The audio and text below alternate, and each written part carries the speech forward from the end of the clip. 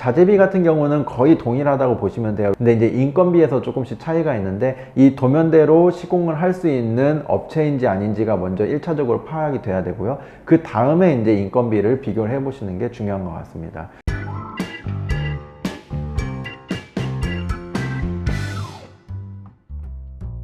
이전 시간에 구조를 시공하면서 반드시 확인해야 될 부분에 대해서 알아봤는데요. 이번에는 실제 시공하는 과정에서 있었던 일들을 좀 이렇게 자세하게 얘기해보는 시간을 갖도록 하겠습니다. 예전에 건축박람회에 이렇게 한번 돌아보게 된 경험이 있었는데요. 근데 그때 시공하시는 시공업체분께서 2x8을 씁니다 라는 문구를 보게 됐어요. 근데 이걸 보고 좀 깜짝 놀랐었거든요. 왜냐면 구조라는 거는 결코 옵션이 돼서는 안 되는 중요한 부분입니다.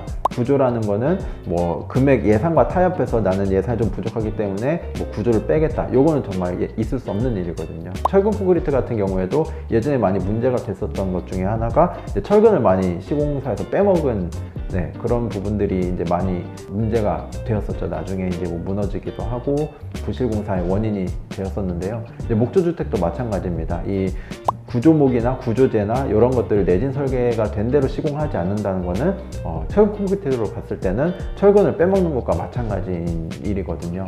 근데 2x8을 쓴다는 거는 뭐 옵션을 두고 뭐 2x8, 2x12 뭐 이런 식으로 비용을 많이 들일수록 좀 더 두꺼운 자재를 쓴다 이렇게 홍보하시는 분도 계셨고, 그리고 뭐 어떤 정량적인 이야기가 없이 꼼꼼히 시공합니다 뭐 이런 말들만 있었지, 실제 뭐 내진 설계대로 시공합니다, 뭐 내진 설계가 적용된 시공 방법에 대한 이야기는 많이 찾아보기가 좀 힘들었거든요. 이 내진 설계가 된 부자재들을 모두 알고 제대로 시공하시는 분도 계시지만 이거 자체를 모르고 시공하시는 분도 굉장히 많았었거든요.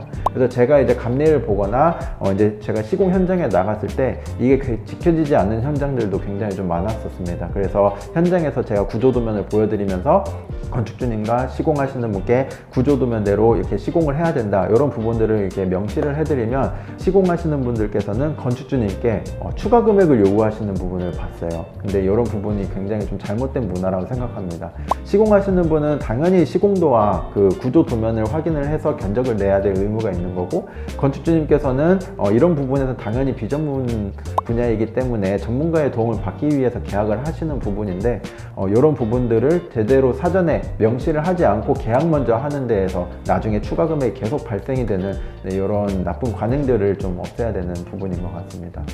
또 더 자세한 예를 한 번만 들어주시겠어요? 이제 벽체 사이사이마다 주요한 공간이나 또는 위에서 벽체가 좀 만나는 부분, 이런 데에서 이제 주요 그 기둥들이 좀 지나가는 부분들이 있어요. 근데 경량목 구조에서 기둥은 일반 콘크리트 주택처럼 막 두꺼운 기둥이 아니라 벽체 속에 매립되는 그 벽체의 간격 안에 들어가는 기둥이거든요. 그래서 이 기둥 사이 간격이 있고 그 기둥에 대한 부재가 이제 글루램이나 페르램이 공항목재가 들어갈 수도 있고, 또는 구조목들을 이렇게 좀 보강해서 들어가는 부분들이 있는데 이런 부분이 없이 그냥 벽체로만 만들어 놓고 마감을 해버리면은 이제 특히 경량목 구조는 벽식 구조이기 때문에 이 부분이 제대로 이제 힘을 못 받는 경우가 발생하게 되고, 또 이게 장기적으로 봤을 때는 이게 치우치거나 또는 삐그덕거리거나 나중에 이제 문이나 창문이 좀 안 열리는 하자가 또 발생되는 원인이 될 수도 있습니다. 그래서 꼭 구조 도면을 확인하시고 구조 도면에 명시되어 있는 적재적소의 그 자재들이 맞게 들어가는지 확인하는 절차가 좀 필요합니다. 그래서 건축주님들께서는 시공 계약을 하실 때 반드시 이제 옵션으로 해서 뭐 좋은 구조목을 씁니다, 이렇게 옵션이나 이런 선택사항으로 걸어놓는 업체들은 무조건 좀 피하시는 게 맞고요. 그러면은 구조도면에 있는 것보다 스펙이 그 구조목의 스펙이 더 오버 스펙이거나 아니면 스펙이 미달이 되면 어떻게 돼요?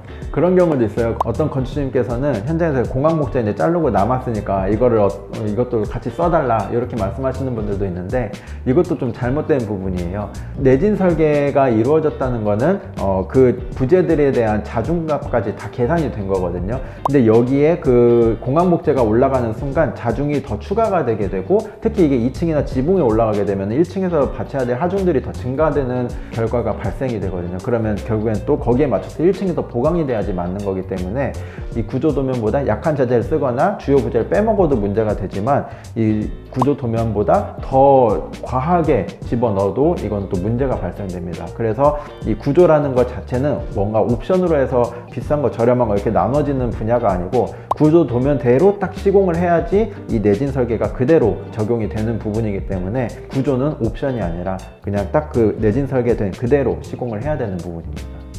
그러면은 그 구조도면이 나오잖아요. 네. 그 작업하시는 분들이 네. 그 구조도면대로만 작업을 하면은 문제는 없는 거예요. 그렇죠.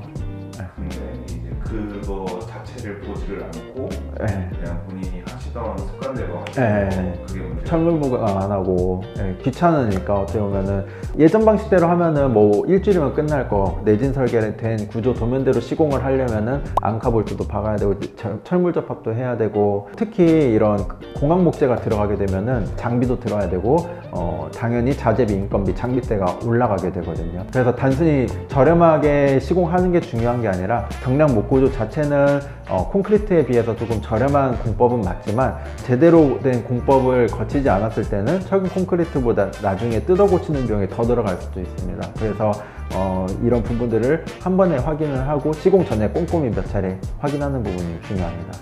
비싸더라도 잘하는 데에서 하는 게 가장 돈을 아끼는 방법이 있을까요? 네. 이제 견적을 확인하실 때에는 보통 이제 인건비와 자재비를 확인하실 텐데요. 자재비 같은 경우는 거의 동일하다고 보시면 돼요. 왜냐면 내진 설계된 구조 도면대로 견적을 뽑는다면은 거기 들어가는 물량은 거의 비슷하거든요. 근데 이제 인건비에서 조금씩 차이가 있는데 이 도면대로 시공을 할 수 있는 업체인지 아닌지가 먼저 1차적으로 파악이 돼야 되고요. 그 다음에 이제 인건비를 비교를 해 보시는 게 중요한 것 같습니다. 지금까지 이제 좋은 집 짓기 시리즈의 일환으로 또 올해 첫 번째로 구조에 대해서 이야기를 많이 나눠봤는데요. 또 구조 말고도 또 중요한 부분이 방수, 그리고 또 단열, 또 다양한 하자를 발생시키는 요인들이 있는데 또 좋은 집을 짓기 위해서 이런 다양한 제가 알고 있는 지식들을 나누는 시간을 갖도록 하겠습니다. 이상 건축가 김선용이었습니다. 감사합니다. 네, 잘했습니다. 네, 고생하셨습니다. 근데 실제로 이게 건축주가 그 현장에 골조 공사할 때 현장에 자주 가면은 그거를 좀 캐치할 수 있어요. 좀 하자 뭐 빼먹는 거나 그런 것들을 좀 도면을 볼 수 있는 건축주는 캐치하죠. 근데 확실히 공간기록 시공한 현장하고 다른 데서 시공한 현장 가면은 차이 진짜 많이 나요. 다 뜨더라고 하고 나중에는 시공을 해놓잖아요. 근데 건축주는 모르니까. 그러면 저희 다음 컨텐츠는 구조도면 보는 거 해볼까요? 그 구조도면이 그거였죠. 그 벽체에만 있는 거에서 검은색으로 이렇게 기둥자리, 맞아요. 자리 예, 표시돼 있고. 그거 한번 얘기해볼까요? 그것도 좋아요. 구조도면 보는 법. 뭐